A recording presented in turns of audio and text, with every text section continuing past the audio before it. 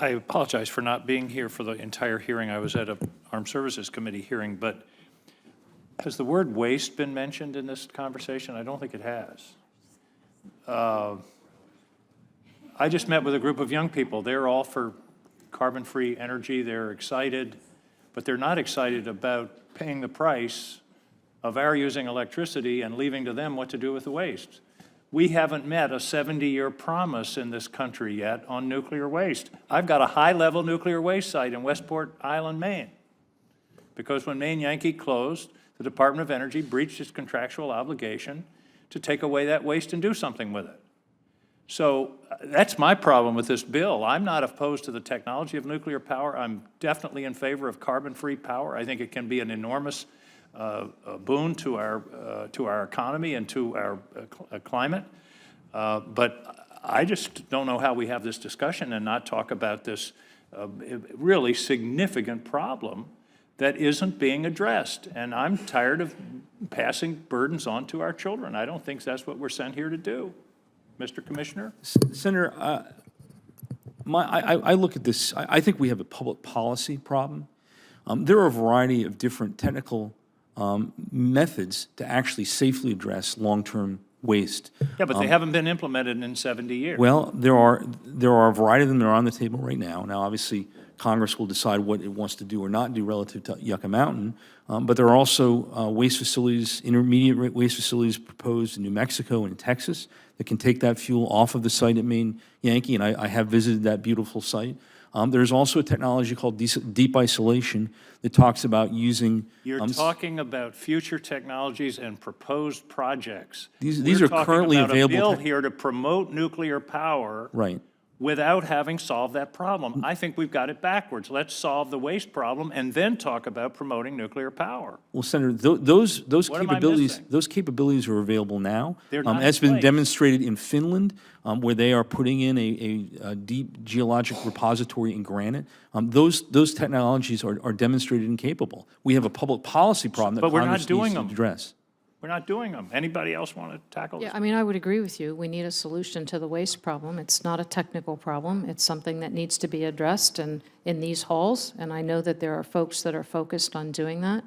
At the same token, I think you have to look at the benefits that this technology provides. As an industry, we've contributed $40 billion to be a part of the solution to this waste issue. So we've contributed the money. Oh, I agree. You've been, you've paid a lot of money that you haven't gotten anything back for. The industry, Maine Yankee in Maine is, I don't know, $70 or $80 million, a lot of money.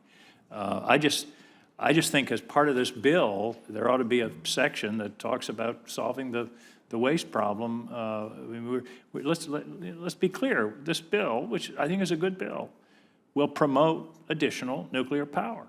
But it says nothing about solving this fundamental problem that's been with us for 70 years. And this government has been promising the American people that they're going to solve this problem, and they haven't. And anyway, so I don't... Senator King, I don't mean to interrupt on your time. I'll give you more time here, but I did mention in my opening statement that the bipartisan measure that Senator Alexander and Senator Feinstein and I have been working on for several Congresses now that deals directly to the waste issue. We have introduced that today. We would encourage you to join us on that. But we do recognize. Subject to reading it, the answer is yes. Subject to reading it, of course, of course. That's what we always say. But I think that your point is clearly a fair one. What we're doing with NELA is focusing on that future for nuclear, but we do recognize that we have this responsibility to address the waste side of it, and so we're proposing that in that separate legislation. That's very helpful. Let me... I'll give you back your 40 seconds. No, it says a minute and 19. I got a dividend, I guess. I couldn't help but notice when you're talking about the long-term PPA, you're talking about a high capital cost, low operating cost, and shorter-term contracts. I used to be in the hydro business. Almost all those same arguments apply to hydro. And we haven't had much in the way of hydro development in the country, in part because of short-term PPAs that can't amortize the high capital cost. I just make that as an observation. I fully understand that business. One question, and this is a, this is a genuine question that I don't know the answer to. Operating costs. What's the comparative operating cost of a nuclear plant compared with gas, coal, hydro?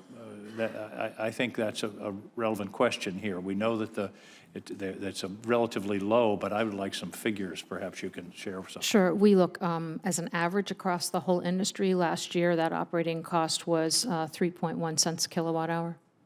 Okay, so that's the ongoing operating cost. Does that include fuel? Yes, that's capital, fuel, and O&M. Oh, that's capital as well. I'm talking about just O&M, but obviously something less than 3.1. That's correct. Okay. Well, the other piece, of course, which we've talked about at some length, and I'm out of time, is cost, and that's what we really have to work on. I believe that we should be paying insurance policies for getting out of the fossil fuel business. The question is, how high is the premium? And that's where this industry, I think, has a contribution to make, but a ways to go. Thank you very much, Madam Chair. Thank you for introducing this. If I may, Madam Chairman, you know, I think the question, I never like to answer a question with a question. What's the cost of not doing anything on subsidizing or enhancing the nuclear fleet if we have 20% of America's power and we pull that off the table? What's the cost of the climate change? To the young folks saying that we may have this backwards, I disagree on that. I think Congress, and sometimes it's hard to say this, Congress, we can do more than one thing at a time. I think we can work on the waste as we're not pulling off 98 more nuclear fleets. And then the economic cost as well is when a nuclear, up in Maine, Yankee, Maine, when a nuclear facility comes offline and pulls on, it devastates communities. The economics that aren't measured is the local economics of the people, the workers, the auxiliary businesses that make up the communities that these fleets are there. If you talk to folks that are in communities with 98 nuclear power plants, they like the nuclear power plants there. They like the economic engine that it brings to it. Thank you. Sir, if I could just answer your question, I pulled up my information. If you just look at the operational cost, it's 1.97 cents a kilowatt hour. That's helpful. Appreciate it.